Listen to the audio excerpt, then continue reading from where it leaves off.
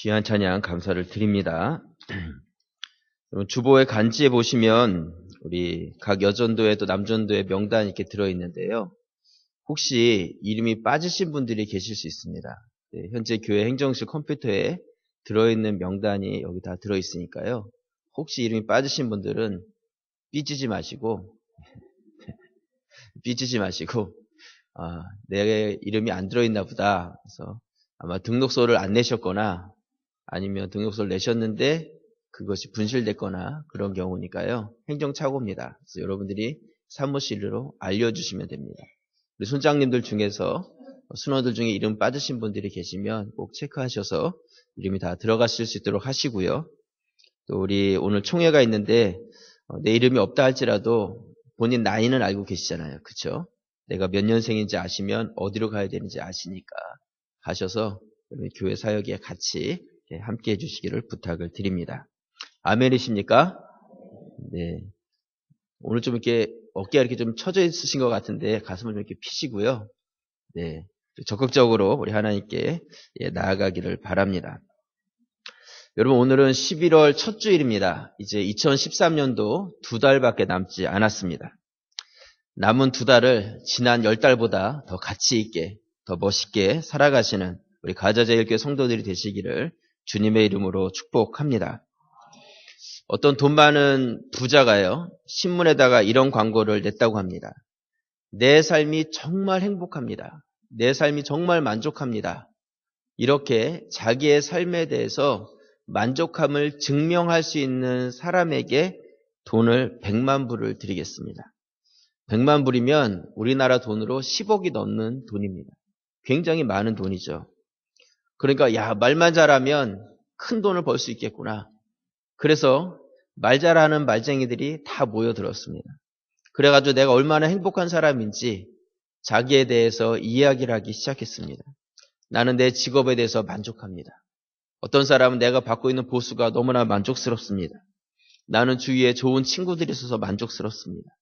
어떤 사람은 자녀들 자랑하기 시작했습니다. 우리 자녀들이 얼마나 잘 자랐는지 아십니까? 그러면서 자녀 자랑을 했습니다. 다들 열심히 자기가 얼마나 행복하고 만족한 사람인지 이야기를 했는데 아무도 그 100만 불을 가져가지 못했습니다. 왜 가져가지 못했냐면 이 부자가 뭐라고 질문을 했냐면 당신이 정말 당신의 삶에 만족하고 있다면 내 돈 100만 불이 왜 당신에게 필요합니까? 이렇게 물어봤어요. 정말 당신이 만족하고 행복한 삶을 살고 있다면 왜 이 돈이 필요한지 이해하게 보십시오. 이렇게 이야기했을 때 아무도 그 말에 대해서는 대답하지 못했다는 것이죠. 정말 만족하고 부족함 없는 사람이라면 세상의 것에 대해서 더 이상 가지지 않아도 이미 그 안에 행복하기 때문에 더 이상 무엇인가를 얻으려 하지 않았다는 것입니다. 이 사람들이야말로 무엇인가 그 삶 가운데 불만족스러운 그런 삶을 살았던 사람들이었다. 그렇게 이야기할 수 있습니다. 여러분들은 얼마나 스스로 행복한 삶을 살고 계십니까? 나는 얼마나 만족한 그런 삶을 살고 계십니까? 세상의 것들은요, 나를 위해서 필요한 것이지 내가 세상의 것을 위해서 살아가서는 안 된다는 것입니다. 우선순위가 바뀌어서는 안 된다는 것이죠. 세상의 것들 때문에 내가 기분이 오르락내리락하는 그런 것이 아니라 내가 먼저 이 세상의 주인이 돼서 세상의 것들을 다스릴 수 있는 그러한 성도들, 그것이 바로 오늘날 하나님이 찾고 계신 성도들이다. 그것을 기억하시기를 바랍니다. 여러분, 지난 주간에요, 제가 여러분 팔목에다가 팔찌를 하나씩 채워드렸는데 한 주간 어떻게 잘 지내셨습니까? 웃으시는 분들이 계시는데 이미 왼쪽에 팔찌가 가 계신 분들이시기 때문에 제가 지난주 오후 찬양 예배 마치고 강사로 오셨던 그 웨스터민스터 신학교의 김성욱 목사님과 저녁 식사를 같이 나눴는데요. 식사를 하는데 목사님이 저한테 질문을 하세요. 목사님, 교회 성도들을 보니까 팔목에다 뭐 하나씩 다 차고 계시는데 그게 도대체 뭡니까? 물어보시더라고요. 그래서 제가 설명을 해드렸죠. 이 불평팔찌라는 것인데 오른손에 차고 있다가 불평을 하면 왼쪽으로 바꾸는 것입니다. 그래서 지난주가 우리가 종교개혁주일이라서 입술의 개혁을 한번 해보자. 그래서 우리가 불평하지 않고 우리가 좀 기쁨의 삶을 살기 위해서 이 팔찌를 하나씩 나눠드렸습니다. 말씀을 드렸더니 굉장히 관심을 가지시더라고요. 그래서 어쩔 수 없이 제가 차고 있던 팔찌를 빼가지고 목사님께 드리고 저희 아내도 차고 있던 거 빼가지고 사모님께 드리고 그래서 저는 당연히 여유 있게 만들었으니까 교회 오면 이제 여분 있겠지 생각해서요. 사무실에 와서 남은 거 있느냐 물어봤더니 남은 게 하나도 없대요. 주일날에도 모자라가지고 몇몇 분들은 못 가져가셨다는 거예요. 저는 그렇게 이 팔찌가 인기가 좋은지 몰랐습니다. 우리 성도님들이 얼마나 불평의 말을 안 할 자신이 있으시면 이 팔찌를 한 개도 아니고 뭐 2개씩 챙겨가지고 가셨을까 그런 생각을 하니까요. 아주 그냥 마음이 뿌듯했습니다. 한 주간 열심히 잘 지내셨나요? 네. 아마 팔찌가 교회 안 오신 분들 좀 챙겨드려야 되겠다 이렇게 생각해서 가져가신 분들도 계신 것 같은데요. 혹시 남은 분들이 계시면 필요한 분들이 계실 것 같아요. 교회 사무실로 가져다 주시고요. 한 주 지내보시고 나는 안 되겠다. 그래서 내 거 빼가지고 오시는 분들은 받질 않습니다. 행정실에서 본인 거를 차고 있는지 안 차고 있는지 확인한 다음에 받을 테니까요. 네. 여러분들이 필요하신 분들은 가지고 계시고 남은 것들은 또 교회로 가져다 주시기를 바랍니다. 여러분 차고 한번 일주일 지내보시니까 어떠셨습니까? 이미 왼손에다 차고 계신 분들 계실 것 같고 일주일 내내 오른쪽 왼쪽을 맨날 반복하다가 오신 분들도 계실 것 같은데요. 벌써 꽤 여러 간증 이야기를 들었습니다. 어떤 분은 운전하다가 딴 때 같으면 이미 욕이 나왔을 텐데 팔찌를 보는 순간에 욕하지 않고 참았다. 뭐 이런 분도 계시고요. 어떤 분은 뭐 설문조사에 응했는데 결과가 짜증이 나서 그냥 팔찌를 옮겨 찼다. 뭐 이런 분도 계셨습니다. 예. 여러분 포기하지 마시고요. 100번 듣는 것보다 한 번 행하는 게 낫습니다. 그렇죠? 설교 시간에 불평하지 말고 긍정적으로 사십시오. 이런 말 얼마나 많이 들으셨어요. 100번 이상 들으셨을 거라고 생각을 하는데요. 이번 기회에 듣는 것이 아니라 한번 내 삶 가운데서 해봐야 되겠다. 여러분들이 팔찌를 차고 실천해 보시기를 바랍니다. 여러분들의 삶 가운데 말씀과 삶이 하나로 일치되는 그런 은혜의 경험이 있기를 주님의 이름으로 축원합니다. 지난 목요일에는요, 저희 교회 경로부에서 어르신들을 모시고 효도 관광을 다녀왔습니다. 허브 아일랜드 포천에 다녀왔는데요. 10월 말이라서 날씨가 추우면 어떡하나 걱정했는데 날씨가 너무너무 좋았어요. 그쵸? 네. 안 그랬나요? 네. 날씨도 좋고 또 점심 식사도 푸짐하게 드시고 속도 편안하셨다 이야기를 하시고 또 그 허브 아일랜드에 가니까 허브 향이 너무 좋아가지고요.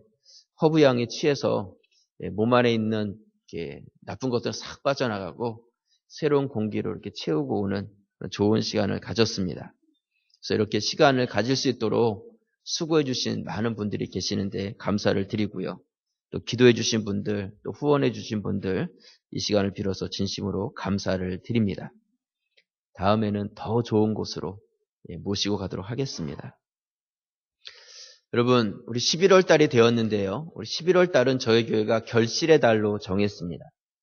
눈물을 흘리면서 씨를 뿌리는 자는 기쁨으로 그 단을 거둔다 이야기하고 있습니다.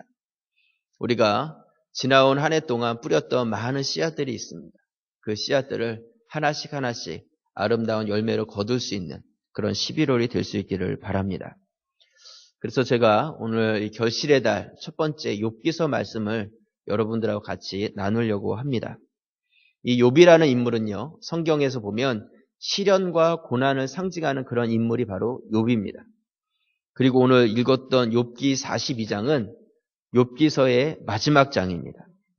욥이 모든 고난과 어려움을 다 극복하고 이제 하나님의 응답과 축복을 받게 되는 말씀이 이 욥기 42장의 말씀이라는 것이죠.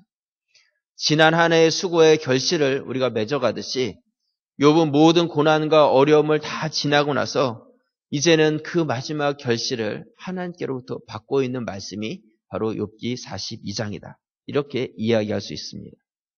이러한 때에 욥이 어떠한 고백으로 하나님께 나아갔는지 그것을 우리가 같이 살펴보면서 이 결실의 계절에 우리도 이러한 고백을 우리 가운데 회복하실 수 있는 그런 시간이 되시기를 주님의 이름으로 부탁을 드립니다. 먼저 첫 번째로요. 욥은 어떤 고백을 드렸냐면 하나님에 대한 깨달음의 고백을 드렸습니다. 오늘 42장 2절에 보시면 주께서는 무소불능하시오며 무슨 경영이든지 못 이루실 것이 없는 줄 아오니 무지한 말로 이치를 가리우는 자가 누구니이까. 내가 스스로 깨달을 수 없는 일을 말하였고 스스로 알 수 없고 헤아리기 어려운 일을 말하였나이다. 4절 우리 같이 한번 읽겠습니다. 내가 말하겠사오니 주여 들으시고 내가 주께 묻겠사오니 주여 내게 알게 하옵소서.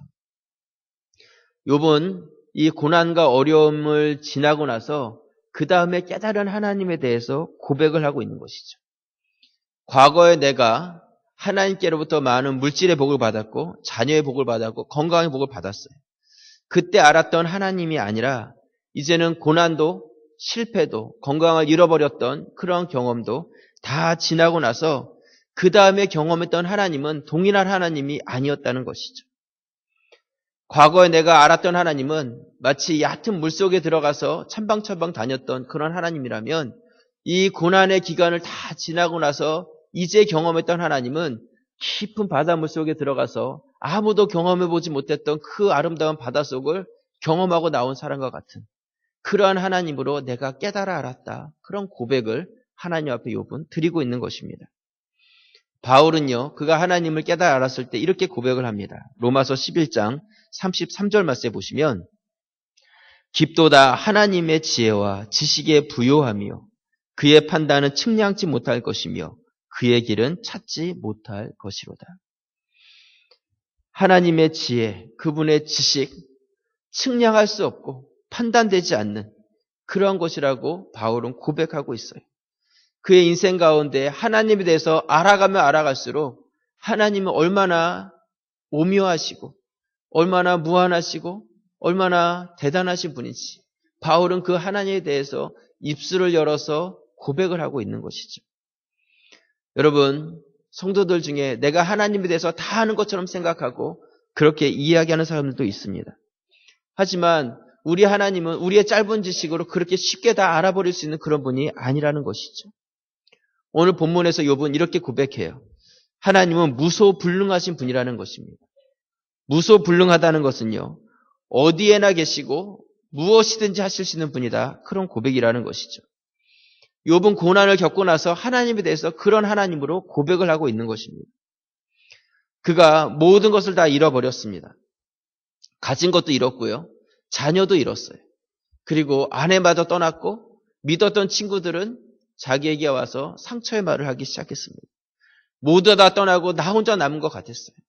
그런 가운데 하나님께서는 나 혼자가 아니라 그곳에 계셨고 우리와 함께 하시고 모든 능력으로 도와주셨던 분이 바로 그 하나님이었다. 욥은 그렇게 고백을 하고 있는 것이죠. 2절에서 욥은 무지한 말로 이치를 가리우는 자가 누구냐 이야기하고 있어요. 조금 알았다고 모든 것을 아는 것처럼 아는 체 않은 자들에 대해서 이야기하고 있는 것입니다. 무지한 자들이라는 것이죠. 여러분, 우리 주위에도 그런 사람들 있지 않나요? 마치 모든 걸 다 아는 것처럼 이야기하는 분들이 있어요. 모든 사람들 내가 다 알고 있는 것처럼 이야기하는 분들도 있습니다. 하나님께서는요, 그런 자들에 대해서 그것이 무지한 자들이다 이야기하고 있습니다. 내가 아는 것처럼 생각했지만 그것이 아는 것이 아니라 나 자신에 대해서 속고 있는 것이라고 말씀하고 있는 것이죠. 욥은 자신이 하나님에 대해서 온전히 알지 못했는데 이제는 그분에 대해서 내가 좀 더 알게 되었다 고백하고 있어요. 그전에는 하나님에 대해서 내가 온전히 말할 수 없었는데 이제는 그분에 대해서 내가 좀 더 말할 수 있게 되었다 이야기하고 있습니다. 그분이 어떤 분이신지 얼마나 뛰어나고 높으신 분이신지 내가 고백할 수 있게 되었다 이야기하고 있는 것이죠.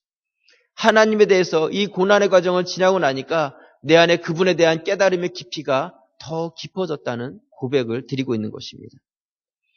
그래서 3절에서 보면 스스로 깨달을 수 없는 일을 말하고 헤아리기 어려운 일을 말한다 이렇게 고백하고 있어요. 과거에는 깨닫지 못해서 어떻게 말할지를 몰랐었는데 이제는 내가 그것이 깨달아 알게 돼서 나에게 주어졌던 그 고난도 이해가 되어지고 나에게 주어졌던 그 고난이 이제는 설명되어지기 시작했다는 것이죠. 여러분, 제가 여러분들에게 몇 번이나 강조하는 중요한 말이 있어요. 그것은 무엇이냐면 우리의 인생 가운데 어떤 상황을 만나느냐가 중요한 것이 아니라는 것입니다. 중요한 것은 나에게 주어진 그 상황을 어떻게 해석하느냐가 더 중요하다는 것이죠. 아무리 좋고요, 아무리 행복한 환경을 만나도 불평하는 사람들이 있어요. 하지만 어렵고 힘든 상황 가운데서도 하나님의 의미를 찾고 그 가운데서 기쁨으로 그 어려움을 이겨내는 사람도 있습니다. 여러분, 다른 사람이 겪어보지 못하는 나만의 아픔이 있을 수 있습니다. 다른 사람이 경험하지 못하는 나만의 상처가 있을 수 있습니다. 어렸을 때부터 지금까지 살아오면서 크고 작은 그런 문제들이 나에게만 있는 문제들이 있다는 것이죠. 여러분, 근데 그것을 우리가 어떻게 내 인생을 해석해 가느냐에 따라서 내 인생이 전혀 다른 인생이 되어질 수 있다는 것입니다. 욥은 하나님이 어떤 분인지 깨달았을 때 그에게 주어졌던 그 어려움과 고통의 문제들이 온전히 하나님 앞에서 해석되어지기 시작한 것이죠. 하나님에 대한 온전한 깨달음이 바로 이런 고백을 온전히 드릴 수 있게 했다는 것입니다. 제가 미국에 있을 때요, 일주일에 한 번씩 양로원에 갔었습니다. 양로원에는 대부분 미국 분들이 계시는데 연세 많으신 한국 할머니, 할아버지들이 계세요. 한 6분, 7분 그렇게 계십니다. 근데 이분들은 영어가 서툴기 때문에 거기서 이게 일주일에 한 번씩 외부에 있는 교회가 와서 예배를 드리는데 영어로 예배를 드리니까 은혜를 받지 못하시는 거예요. 그래서 매주 목요일마다 제가 오전에 가서 그분들과 함께 같이 예배를 드렸는데요. 근데 그 중에서도 조금 영어를 하시고 그분들 안에서 통역의 일을 하시면서 굉장히 활발하고 또한 적극적이고 기쁨으로 지내시는 그런 할머니 한 분이 계셨어요. 그래서 저는 이분이 정말 구김없이 여기까지 살아오신 분이겠구나 이렇게 생각을 했었는데요. 근데 그분이 본인의 이야기를 한번 나눠주신 적이 있습니다. 근데 그분이 어떠한 삶을 살아오셨냐면 6.25 때 새색시였고 갓난 아들이 하나 있으셨대요. 그런데 이 공산군이 와가지고 자기 남편을 붙잡아 가서 자기도 보는 앞에서 남편이 총살을 당해서 죽었다는 거예요. 그러니까 새색시 때에 갓난 아기를 두고 과부가 된 것입니다. 그리고 그 뒤로 지금까지 재혼도 하지 않고 그 아들을 키우면서 씩씩하게 살아오셨다는 거예요. 근데 그분을 이렇게 뵀을 때는 그러한 아픔과 상처가 있을 거라고 생각하지 못했어요. 근데 그분에게 손을 잡고 기도해 보면요. 손이 이렇게 구부러져 가지고 관절이 너무 많이 쓰셔가지고 관절이 다 망가지셔서 제대로 이 손을 움직이지를 못하세요. 양손을 다.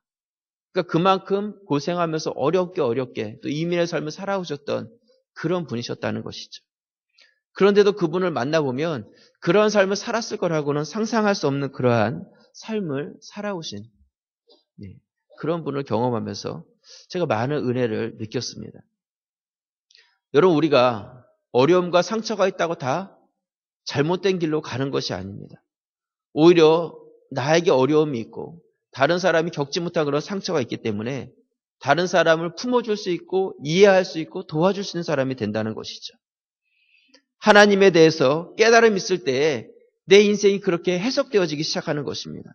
왜 나에게만 그것이 아니라 하나님 나에게 이러한 어려움을 주셔서 이 어려움을 통해서 나를 사용하기 원하시고 나를 더욱더 가치 있게 만들어 주심에 감사합니다. 그런 고백 우리가 드릴 수 있게 된다는 것이죠. 여러분, 성경의 인물들을 보면 욥만 고난을 당한 것이 아니에요. 성경에 나오는 모든 인물들이 다 고난 가운데 있었습니다. 하지만 그들이 고난 때문에 망한 것이 아니라 고난 때문에 오히려 더욱더 하나님께로부터 쓰임받는 그런 인물들이 되었다는 것이죠. 욥은 고난 중에 이렇게 고백을 합니다. 욥기 23장 10절 말씀에 보시면요. 우리 같이 한번 읽겠습니다.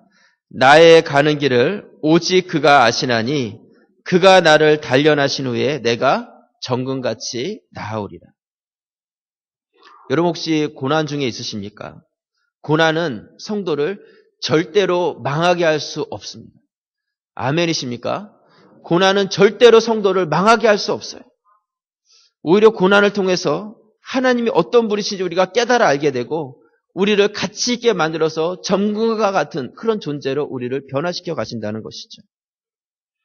욥은 그 고난 가운데서 이렇게 고백하고 있습니다. 오늘 욥기 42장 5절 말씀에 보시면요. 내가 주께 대하여 귀로 듣기만 하였었더니 이제는 어떻게 해요? 눈으로 주를 배움나이다. 욥은 귀로만 들었던 하나님을 이제는 내가 눈으로 보게 되었다. 그 고난의 과정을 다 지내고 나니까 이제는 내가 귀로만 듣던 하나님이 아니라 눈으로 보게 된 하나님이 되었다. 그렇게 고백을 하고 있는 것이죠. 여러분, 듣는 것과 보는 것은 큰 차이가 있습니다. 그렇죠?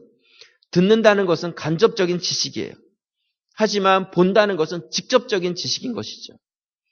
우리가 다른 사람이 어떤 곳에 가서 경험하고 본 것을 이야기할 때는 우리가 그것을 들어요.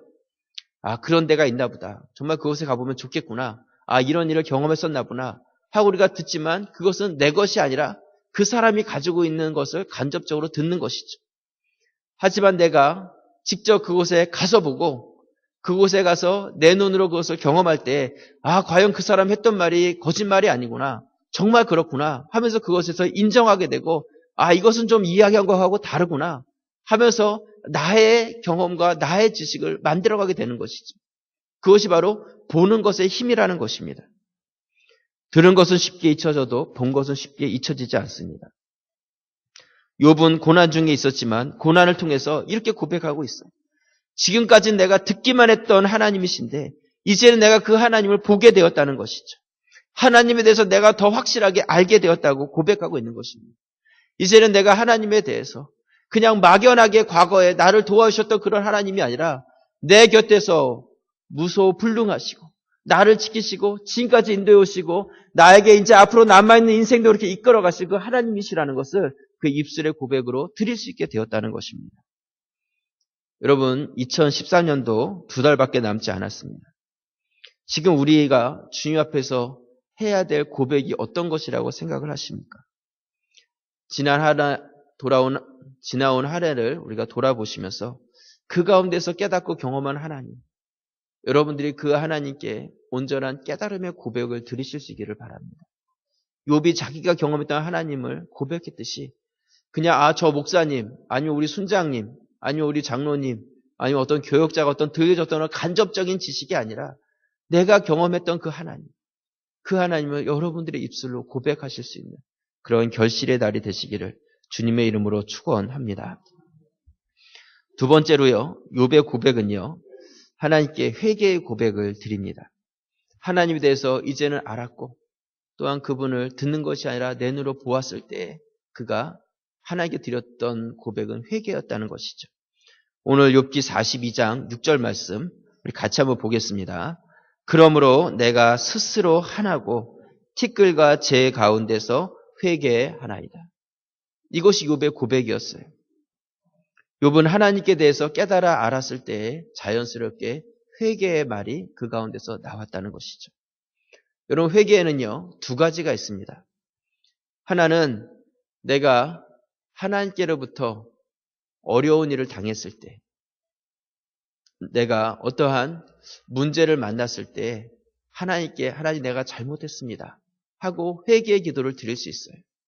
마치 욥의 친구들이 네가 죄짓지 않고서는 이런 어려움을 당할 수 없다. 너가 분명히 네가 알지 못하는 죄가 있을 것이다. 하나님께 회개해라. 어떤 그러한 요구처럼 그런 회개가 우리 가운데 있을 수 있다는 것이죠. 어린아이들이 무엇이가 잘못했을 때 엄마들이 빗자루 거꾸로 들고 이리 와라 해가지고 아이들을 막 혼내지 않습니까? 그럼 아이들이 어때요? 엄마 앞에서 싹싹 빌면서 엄마 잘못했어요. 용서해 주세요. 마치 그런 회개가 우리 가운데 있다는 것이죠.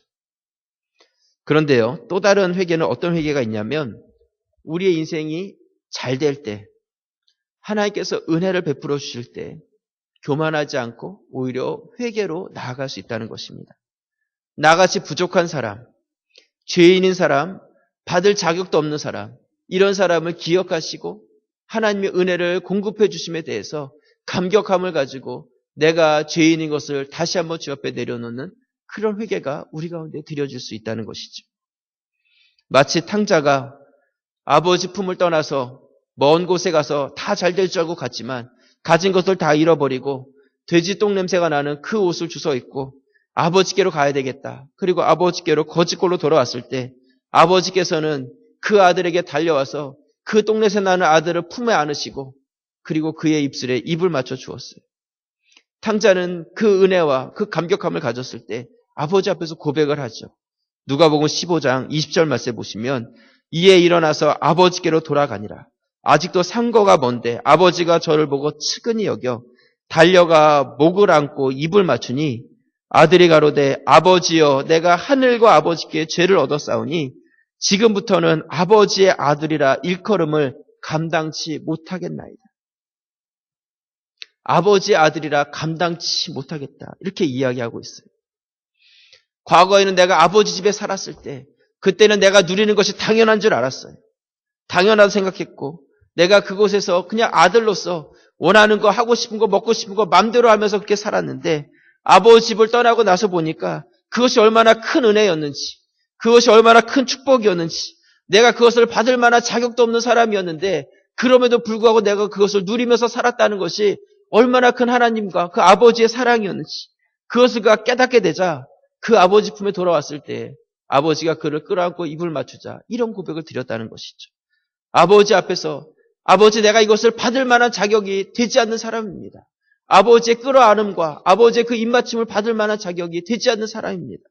다시 그 지위와 그 위치를 회복받을 만한 그런 사람이 아니라고 탕자가 회개의 고백을 드렸다는 것이죠. 욥이 과거에는 많은 것을 누렸습니다. 행복하게 살았어요.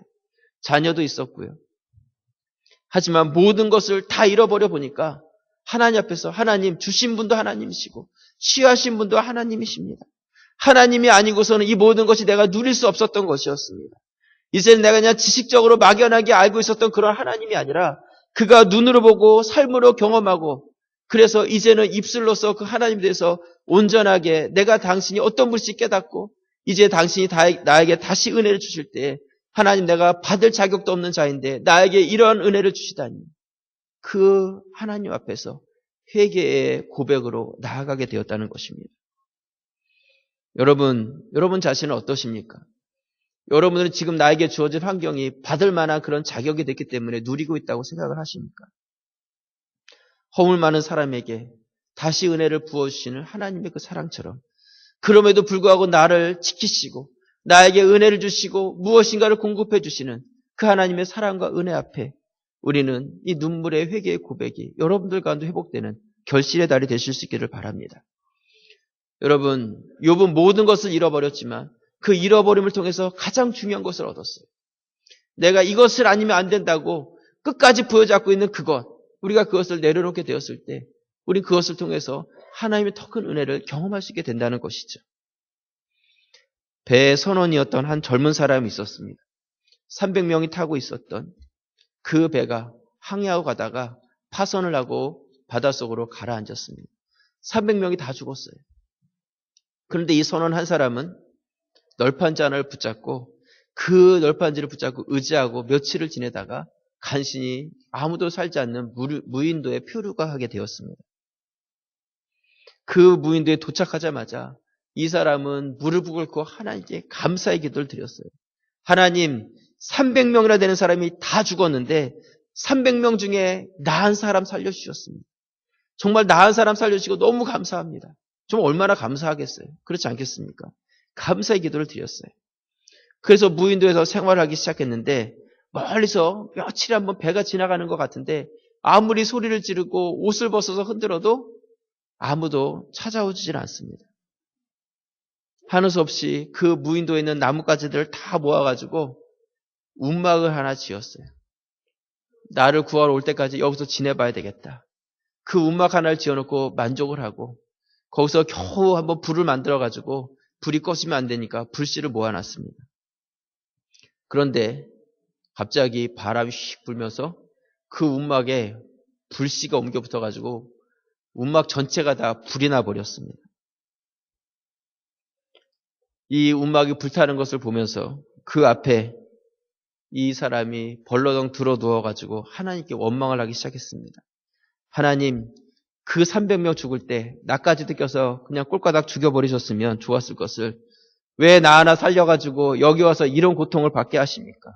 여기서 굶어 죽을 것 같고 이제는 그거 하나 있었던 움막마다 다 뺏어가시니 하나님 정말 원망스럽습니다. 하고 거기서 거의 기절하듯이 누워버린 것이죠. 근데 그때 배 한 척이 조용히 들어와서 어떤 일인지 사람이 찾아온 거예요. 그래가지고 깜짝 놀라가지고 너무 기뻐서 아니 어떻게 오셨습니까? 그러니까 뭐라고 얘기했겠어요?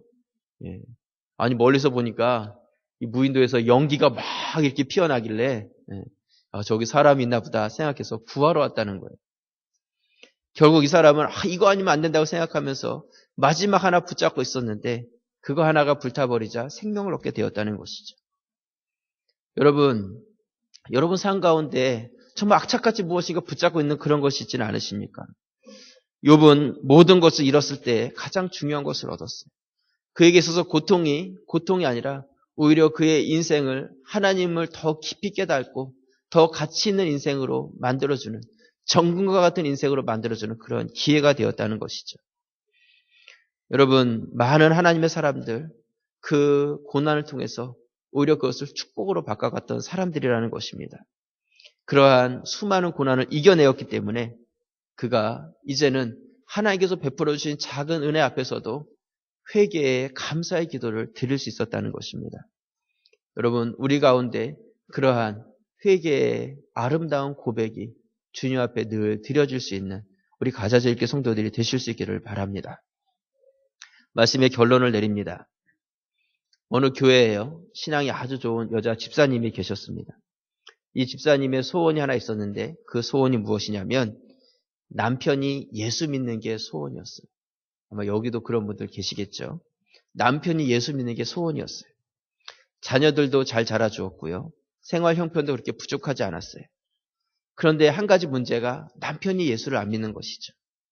이렇게도 해보고 저렇게도 해보고 권면도 해보고 온갖 서비스를 다 해봐도 남편이 변하지 않았습니다. 그래서 안 되나 보다 이렇게 생각을 했는데 그렇게 20년이 지났습니다. 20년. 혼자서 신앙생활한 지 20년이 지난 것이죠. 그런데 어느 주일 아침에 교회 가려고 아침밥을 이렇게 먹고 있는데 남편이 그런 이야기를 해요. 나 오늘 교회 갈래. 이야기를 하는 거예요. 나 오늘 교회 갈래. 이렇게 고마울 때가 어디 있겠어요. 기적이 일어난 것이죠. 교회 같이 가겠다는 그 말에 감동이 돼서 그냥 먹던 거 다 집어치우고 상 치우고 화장 얼른 하고 마음 변하기 전에 데리고 가야 되니까 남편은 이렇게 준비시켜가지고 교회를 가는 것이죠.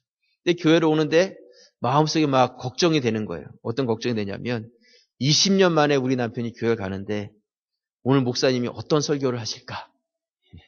걱정이 되죠. 오늘 설교는 그 어느 설교보다 더 멋진 설교를 하셔야 될 텐데 오늘 20년 만에 나온 우리 남편은 그냥 한 방에 보내버릴 수 있는 그런 말씀이 전해져야 될 텐데 막 걱정이 되면서 이제 남편을 데리고 교회로 오는 것이죠. 그래서 교회 와가지고 주보를 탁 펴서 봤는데 보니까 본문이 창세기 5장 이렇게 돼 있어요. 창세기 5장이 무슨 말씀인가 펴서 보니까 아담의 족보가 나오는 거예요. 누가 누구를 낳고 몇 살을 살다가 죽었더라. 누가 누구를 낳고 몇 살을 살다 죽었더라. 누가 누구를 낳고 몇 살을 살다 죽었더라. 계속 그 얘기만 나와 있는 것이죠. 그러니까 이 아내 되신 분이 속이 상했어요. 이거 20년 기다렸던 날인데 본문이 왜 이런 말씀일까? 걱정이 되는 것이죠. 그러면서도 기대하는 게 있죠. 말씀이 중요한가? 전해지는 그 설교 말씀이 더 중요하니까 우리 목사님이 다른 때보다 더 훌륭한 말씀을 해주시겠지. 그렇게 막 그냥 남편이 감동되는 설교를 해달라고 그렇게 기도를 했습니다. 다른 주일보다 딴 생각도 안 하고 설교에 집중해가지고 막 말씀을 듣는데 아무리 열심히 들어도 말씀이 은혜가 안 되는 거예요. 여러분, 목사들이 이렇게 말씀을 전하지만 항상 이렇게 잘 말씀이 전해지는 게 아니라 죽을 때가 있거든요. 항상 이게 말씀이 잘 전해질 때도 있지만 굉장히 잘 안 전해질 때도 있어요. 땀은 나고 막 이럴 때가 있거든요. 아마 그런 주일이었던 것 같아요. 본인이 은혜를 못 받으니까요. 남편도 당연히 은혜를 받을 수가 없지. 이런 생각이 들었습니다. 너무너무 섭섭한 거예요. 이렇게 중요한 날, 중요한 시간인데 20년 동안 기도해 왔는데 이것이 무슨 일이란 말인가. 그러면서 고개를 푹 숙이고 교회를 나오려고 하는데 남편이 교회 등록하고 가겠다는 거예요. 등록카드를 내놓으라고. 그래서 등록카드를 쓰고 집을 같이 간 거죠. 이해가 되질 않는 거예요. 정말 좋은 예배들이 많았는데 정말 어떻게 이런 예배를 드리고 우리 남편이 등록을 할 수 있을까? 그래서 아니 어떻게 등록할 마음을 가졌느냐 이렇게 물어봤더니 성경을 보니까 900살을 살아도 죽고 800살을 살아도 죽는데 나도 죽을 게 마찬가지인데 그래 내가 교회 가야 되겠다. 그 말씀에 그냥 은혜 받고 본인 등록하고 신앙생활을 하기 시작했다는 것입니다. 여러분 굉장히 중요한 이야기입니다. 우리가 어떠한 상황 또 어떤 말씀을 듣느냐보다 더 중요한 것은 내가 그것을 어떻게 받아들이고 깨닫느냐가 더 중요하다는 것이죠. 여러분 결실의 달이에요. 우리가 무엇인가 거둬들이자는 이야기를 하고 있는데 여러분 거둬들일 수 있는 그 방법이 무엇이겠습니까? 농부가 추수를 하기 위해서는 무엇인가 그 도구를 가져가야 될 거 아니에요. 낫이라도 하나 들고 가야지 벼라도 벨 수 있는 것이죠. 여러분 1년 동안 뿌렸던 것을 거두기 위해서는요. 나에게 주어졌던 삶과 그 모든 것을 어떻게 여러분들이 해석하고 그 가운데서 역사하셨던 하나님을 어떻게 깨닫느냐에 따라서 여러분들의 1년의 삶이 풍성한 추수함으로 거둘 수도 있고요. 쭉정이만 남을 수도 있다는 것입니다. 나에게 주어졌던 지난 한 해를 여러분들이 다시 한번 돌아보시면서 오늘 욥이 그의 고난 가운데서 하나님을 깨달아 알고 온전한 고백으로 나아가고 회개자로 나아갔던 것처럼 나의 입술의 고백이 풍성한 열매로 거두시는 그런 우리 가자제일교회 성도들이 되시기를 주님의 이름으로 축원합니다. 기도드립니다.